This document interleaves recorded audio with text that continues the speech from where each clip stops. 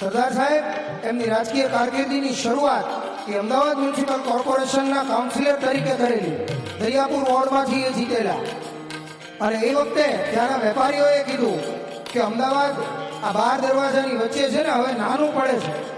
અને ત્યારે ઐતિહાસિક નિર્ણય પણ ગંભીરતા સાથેનો એમણે કીધું કે તો પછી આ દરવાજાઓની વચ્ચેની જે કોર્ટની રાંગ છે ને એને તોડી અને પછી આગળ અમદાવાદને વધારો. અને આજે અમદાવાદમાં જે મિત્રો અમદાવાદની ભૂગોળથી પરિચિત હોય એમને ખબર હશે કે સૌથી પહેલી અમદાવાદ શહેરની કોઓપરેટિવ હાઉસિંગ સોસાયટી, જેને માન્યતા સરદાર વલ્લભભાઈ પટેલે જે તે સમયે એ જ્યારે કોર્પોરેશનમાં હતા ત્યારે આપેલી, અને એ સોસાયટી હજી આજે હયાત છે. એનું નામ છે પ્રીતમનગર. આપણે જે પ્રીતમનગરનો પહેલો ઢાળ કહીએ ને એની જ પાસે એ સોસાયટી. આશ્રમ રોડની જ્યારે એમણે પરમિશન આપી અને આશ્રમ રોડ બન્યો ને, અમદાવાદનો આશ્રમ રોડ હજી આજે એવો છે કે જ્યાં આજે ટ્રાફિક તમને જોવા ન મળે.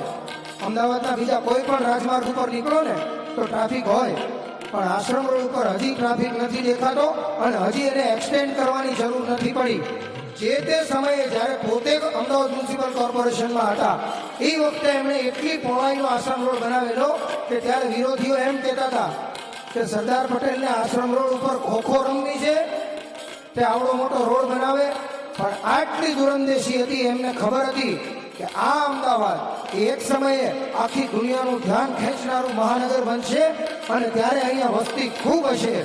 એ વખતે પણ મારા અમદાવાદના નગરજનોને ટ્રાફિકની સમસ્યા ન નડે એટલા માટે થઈ અને એટલો પહોળો આશ્રમ રોડ એ વખતે એમણે પાસ કરાવેલો.